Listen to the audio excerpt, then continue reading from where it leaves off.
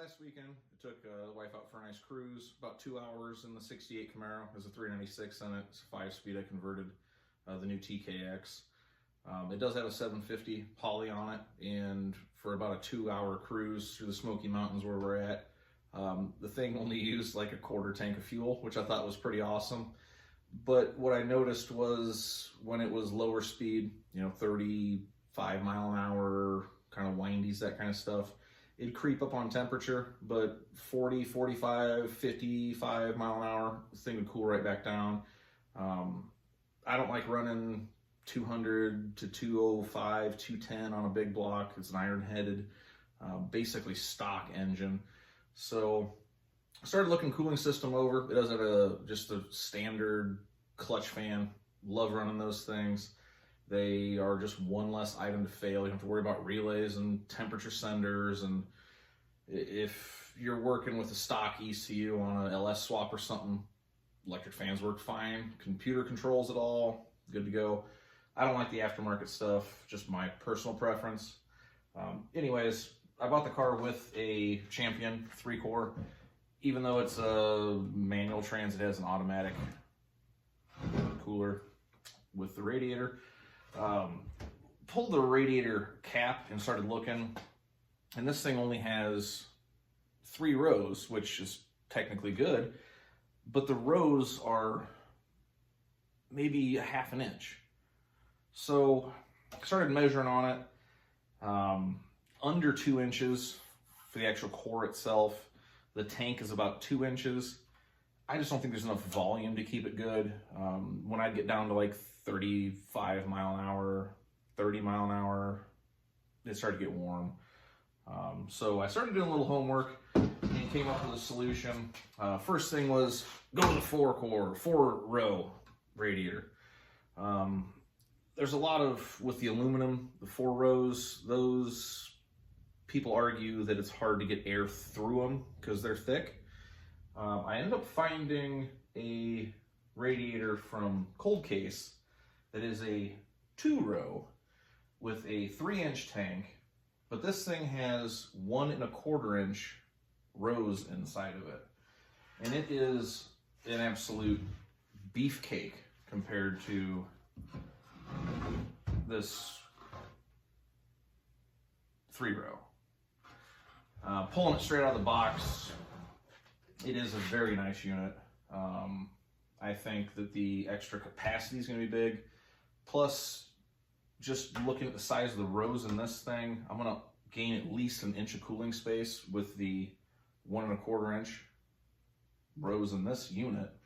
I was concerned about fitment since my car is not an original 396. It actually is a 68, but it was a transplant to a 69 396. The 67 68s have a short water pump that's about 5 3/4, if I remember correctly, between the block mounting to where the fan attaches. The long water pump was in 69. Those are about 7 1/4. And a couple people were complaining that their 69s would not accept this radiator. I measured it and I thought it was gonna be within a ½ an inch or so. I think it's gonna work just fine. If not, we can go either electric fan, which I don't wanna do, or I'd have to just convert it over to a short water pump. So I'm gonna do just an install on it, the way that it sits with the long water pump in a 68, just to see if it does actually fit. And if the, I don't know, person had weird motor mounts, maybe they had a big block with a small block motor mount, I don't know. So that was my first step, was just trying to get this thing in place just to see if I'm going to be out of luck and have to convert it to a short. That'll confirm a few things for everybody, hopefully. So I'll get mounting it up. One thing to remember, whenever you put a radiator in, take the extra 3 seconds, find a piece of cardboard, and put it on here with some painter's tape to protect this, because if you're going to install it and it rocks back against your fan, your brand new nice radiator gets a ding in the fins. Not good. So take a couple steps. I'm going to locate and get all the pieces together and cross our fingers. maybe she'll fit.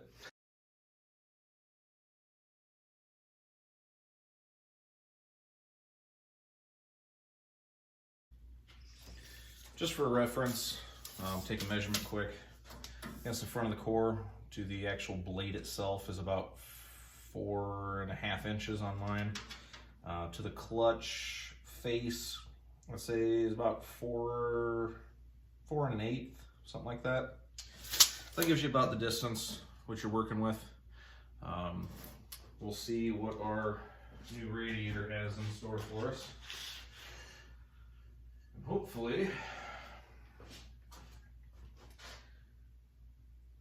oh yeah, I think we're good.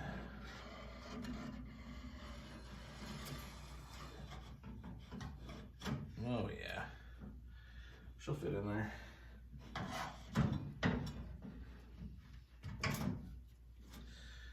No problem. And just like I measured, about 1/2 inch to 3/4 space underneath there. No problem. I don't know what the other person's issue was with fitment wise, but my situation anyways, looks like it's gonna work just fine. Throw a couple bolts in this quick,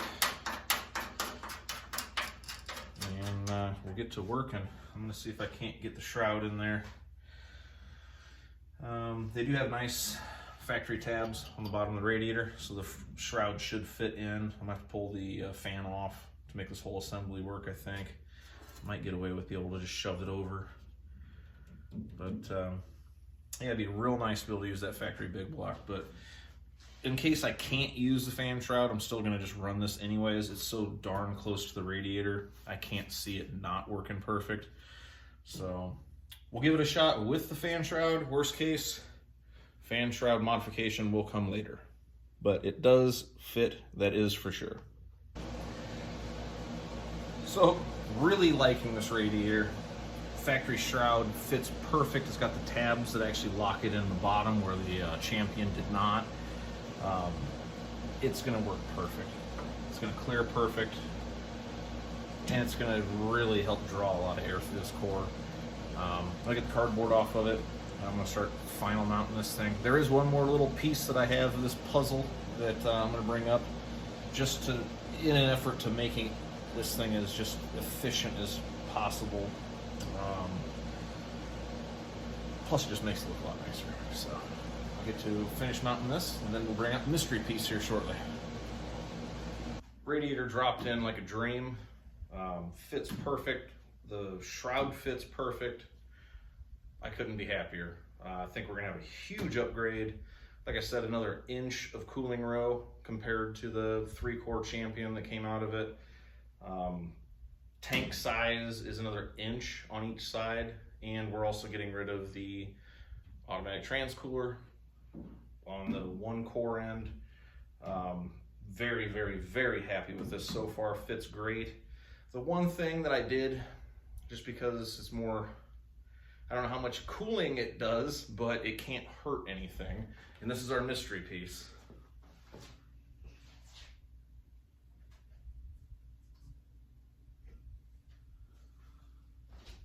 I went ahead and got a filler panel that goes in between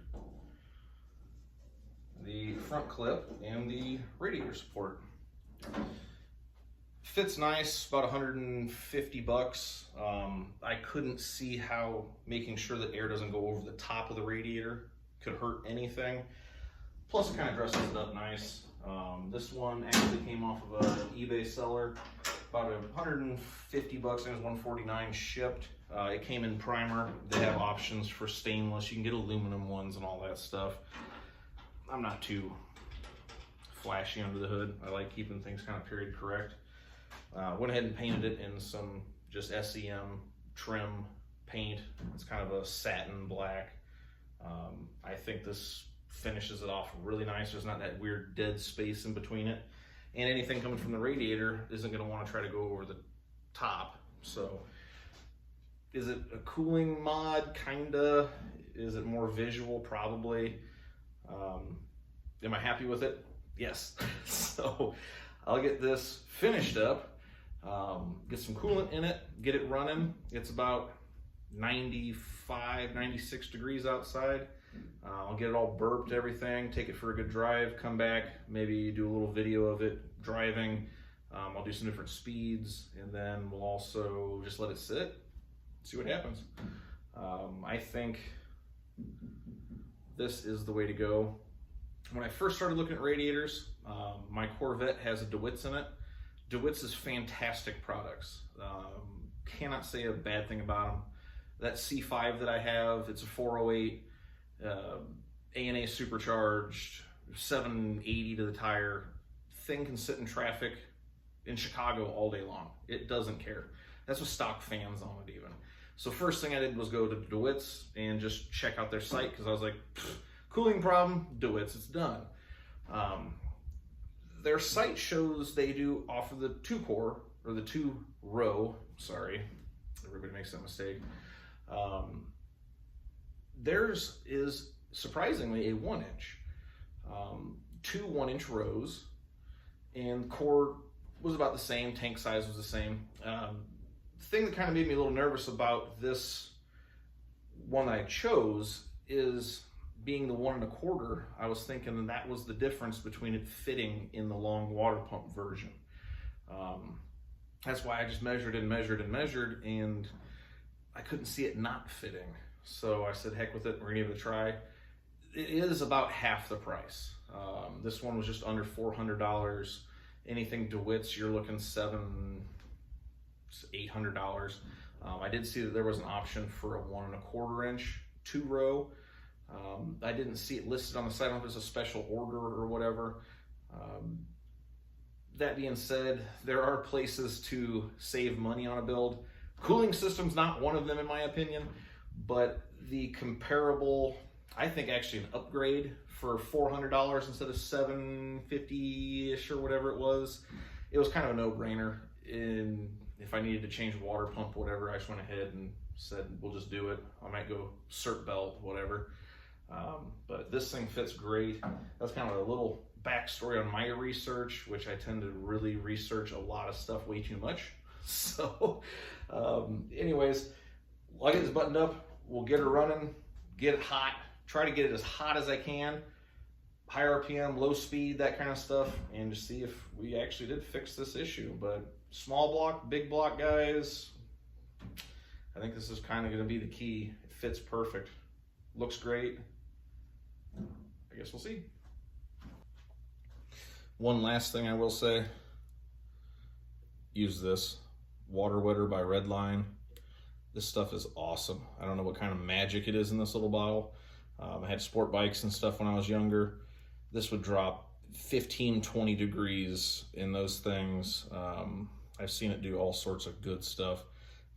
$15, $16 a bottle, just add one. Almost filled up all the way, completely assembled, so we should be running here shortly. If you don't have one of these and work on cars regularly, get one. They make bleeding a cooling system not a nightmare. So far this thing's taken at least a gallon extra coolant, so I know capacity is much better. Yeah, just thrilled.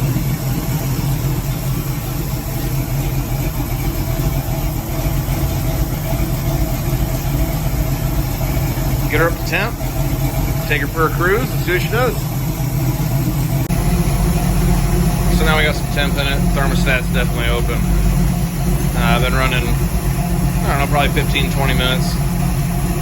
And excuse the mess, I'm doing a radio install on this thing here this weekend, but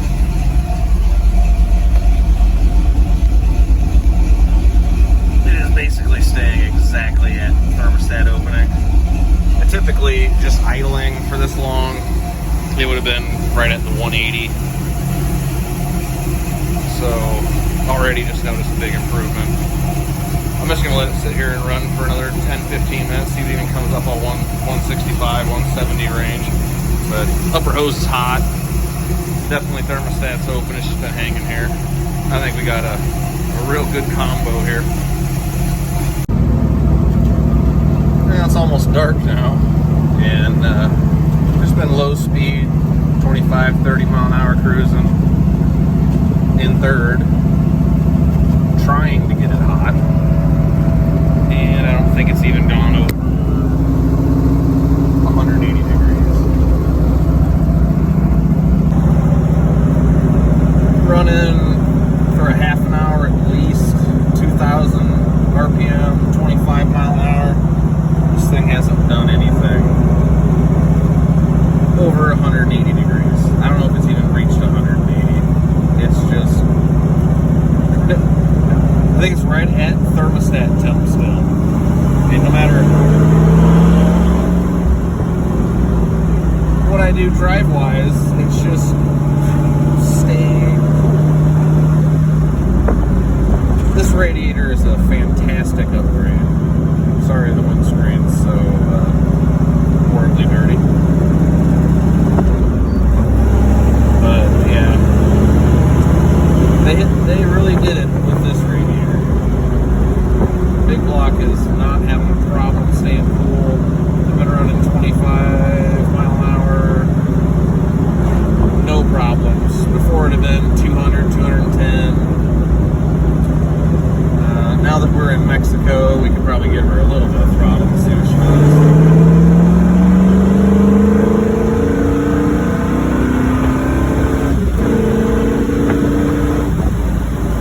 Oh yeah. Stays nice and cool.